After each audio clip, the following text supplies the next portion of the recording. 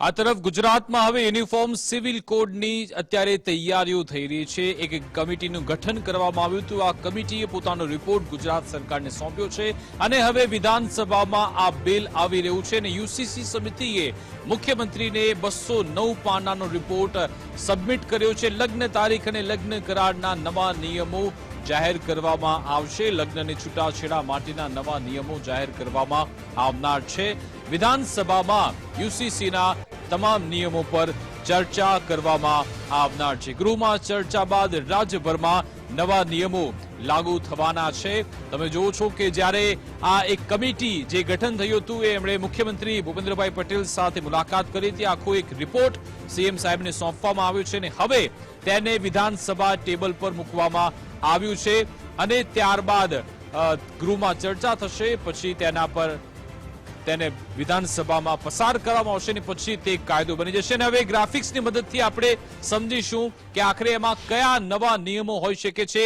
એ Gujarat first પાસે exclusive વિગત છે। લગ્ન અને કરારના નવા નિયમ વિશે વાત કરીએ તો લગ્ન સમયે બંને પક્ષના જીવનસાથી હયાત ન હોવા જોઈએ તે જે નિયમ છે। પુરુષ માટે 21 અને મહિલા માટે 18 વર્ષની ઉંમર છે। તમામ ગુજરાતમાં તમામ લોકો માટે આ નિયમ લાગુ રહેશે। સાથે સાથે લગ્ન કરનાર વ્યક્તિ માનસિક રીતે સક્ષમ હોવી અનિવાર્ય છે। આ ખૂબ જ મહત્વનો નિયમ આમાં લાવવામાં આવનાર છે જે મુસદ્દામાં છે। સાથે સાથે ધાર્મિક રીતિ રિવાજ મુજબ લગ્ન કરવા જરૂરી રહેશે તેવો પણ એક નિયમ આમાં મૂકવામાં આવ્યો છે। સાથે સાથે રાજ્યમાં લગ્નની નોંધણી કરાવવી પણ ફરજિયાત બની જશે જો આ કાયદો બની ગયો તો। આ તમામ નિયમ એમાં મૂકવામાં આવ્યા છે। છૂટાછેડા અને ભરણ પોષણની વાત કરીએ, છૂટાછેડાની નોંધણી હવે નવા નિયમ અનુસાર કરવાની રહેશે। એ માટેના નવા એક નિયમ આવવાના છે। જો તમારે છૂટાછેડા લેવા છે તો સાથે સાથે કોર્ટ પક્ષકારોની આવક મુજબ ભરણ પોષણની રકમ નક્કી કરશે। આ ખૂબ જ મહત્વનો ટર્નિંગ પોઈન્ટ સાબિત થઈ શકે છે નવો કાયદો આવશે ત્યારે। સાથે સાથે નોટિસના 60 દિવસમાં જ માસિક રકમનો નિકાલ કરવો પડશે જ્યારે ભરણ પોષણની વાત આવતી હોય ત્યારે। સાથે સાથે સ્ત્રીધન અને મહેર ભરણ પોષણની રકમથી પણ અલગ રહેશે તેવી પણ આમાં જોગવાઈ કરવામાં આવી છે। આ તમામ અત્યારે નિયમો બહાર આવ્યા છે। છૂટાછેડા બાદ વ્યાજબી માનસિક રકમ ચૂકવવાનો પણ કોર્ટનો હુકમ રહેશે, કોર્ટે હુકમ આપવાનો રહેશે। એ રીતની પણ અહીંયા કેટલીક વિગતો સામે આવી છે। હવે વાત કરીએ વારસાગત અને મિલકતની જે વહેંચણી છે એમાં મૃતકના દરેક હયાત જીવન સાથીને મિલકતમાં સમાન હિસ્સો મળશે એ પણ આમાં વાત મૂકવામાં આવી છે। સાથે સાથે મૃતકના બાળકોને મિલકતનો એક હિસ્સો આપવામાં આવશે એ પણ ખૂબ જ મહત્વની આમાં એ જોગવાઈ કરવામાં આવનાર છે। સાથે સાથે પૂર્વ મૃત બાળકોના વારસદારોને પણ મિલકતનો હક મળી રહેશે। આ યુસીસીની એ જોગવાઈઓ છે જેના પર વિધાનસભામાં ચર્ચા થવાની છે। વસિયત અને વારસાત અંગે યુસીસીમાં વિસ્તૃતપણે જોગવાઈઓ મૂકવામાં આવનાર છે જે અંગે વિધાનસભામાં બિલ આવવા જઈ રહ્યું છે। સાથે સાથે બિનવસિયતી મૃતકના વારસા અંગે પણ પારદર્શી નિયમો જાહેર કરવામાં આવી રહ્યા છે। તો તમારે કોઈ ઓકે બિલકુલ અમારા જે રિપોર્ટર છે નિકુંજ જાની એમની સાથે પણ આપણે સંવાદ કરીશું। સતત એ ગાંધીનગરથી વોચ રાખી રહ્યા છે। નિકુંજ, આજે ગાંધીનગરથી સમાચાર આવ્યા કે આ યુસીસીના નિયમો ટેબલ પર મૂકવામાં આવ્યા છે અને વિધાનસભામાં બિલ આવી રહ્યું છે, શું વધુ વિગતો?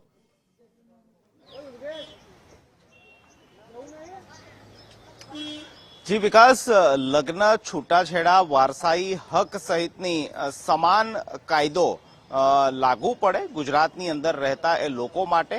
સમાન નાગરિક સંહિતા જેને યુસીસી તરીકે ઓળખવામાં આવે છે તે 24 માર્ચે વિધાનસભા ગૃહની અંદર રજૂ થશે। પરંતુ આ બિલ ગૃહની અંદર રજૂ થાય તે પહેલા આ સમગ્ર બિલનો ડ્રાફ્ટ જે છે તે આજે વિધાનસભાના ગૃહની અંદર ટેબલ કરવામાં આવ્યો છે। રજૂ થયા પહેલા આ બિલ ટેબલ એટલા માટે કરાતું હોય છે કે તમામ એ ધારાસભ્યો છે તે આ બિલનો અભ્યાસ કરી શકે અને જ્યારે વિધાનસભા ગૃહની અંદર ચર્ચા થતી હોય ત્યારે આ બિલના અલગ અલગ મુદ્દાઓ તે રજૂ કરી શકે। 209 પાના 209 પેજ છે આ સમગ્ર યુસીસીના ડ્રાફ્ટ બિલના કે જેની અંદર વારસાઈ હક, લગ્ન, છૂટાછેડા સહિતના મુદ્દાઓ જે છે તે સમાવેશ તેની અંદર કરવામાં આવ્યો છે. નાયબ મુખ્યમંત્રી હર્ષ સંઘવી ગૃહ વિભાગના મંત્રી તરીકે આ બિલ જે છે તે વિધાનસભા ગૃહની અંદર 24 માર્ચે રજૂ કરશે અને ત્યારબાદ પૂરા દિવસ દરમિયાન સત્તા પક્ષ વિપક્ષ તમામ સભ્યો આ યુસીસી બિલ સંદર્ભે ચર્ચા કરશે. બિલની અંદર શું છે, સૌથી મહત્વની બાબત જે આ બિલને લઈને કહેવાઈ રહી હતી, અગાઉ પણ એ સ્પષ્ટતા સરકાર તરફથી કરવામાં આવી હતી, જે કમિટી છે તેમના તરફથી કરવામાં આવી હતી કે આદિવાસી સમાજ, જે અનુસૂચિત જનજાતિ સમાજ છે, આદિવાસી સમાજ જે છે તેને આ યુસીસીના દાયરામાંથી બહાર રાખવામાં આવ્યો છે. એટલા માટે કારણ કે આદિવાસી સમાજની અંદર ટ્રાઇબલ પરંપરા પ્રમાણે બે લગ્ન જે છે તે તેમને મૂળભૂત અધિકાર આપવામાં આવેલો છે અને જે રીતે અગાઉ કહ્યું હતું તે જ રીતે સરકારે આ બિલની અંદર પણ તેનો સ્પષ્ટ ઉલ્લેખ કર્યો છે કે આદિજાતિ સમાજ જે છે, આદિવાસી સમાજ, તેને આ બિલ લાગુ નહીં પડે, આ નિયમો લાગુ નહીં પડે. બાકી તમામ એ પેરા જે છે તે આ બિલની અંદર મૂકવામાં આવ્યા છે, જેમાં લગ્ન વિધિ હોય કે લગ્ન કરાર હોય તેની બાબતનો ઉલ્લેખ કરવામાં આવ્યો છે કે લગ્ન સમયે લગ્ન કરનાર બંનેમાંથી કોઈ એકનો જે સાથી જે છે તે જીવિત ન હોવું જોઈએ, એટલે કે બીજા લગ્ન ન થઈ શકે તે બાબત સ્પષ્ટ કરાઈ છે. 21 વર્ષ જે નિર્ધારિત હતી તેનો પણ ઉલ્લેખ થયો છે કે પુરુષ માટે 21 વર્ષ, મહિલા માટે 18 વર્ષ. આ ઉપરાંત છૂટાછેડા માટેની પણ સમાન નાગરિક અધિકારીતા જે યુસીસી બિલ છે તેની અંદર ઉલ્લેખ કરવામાં આવ્યો છે. લિવ ઇન રિલેશન માટે પણ હવે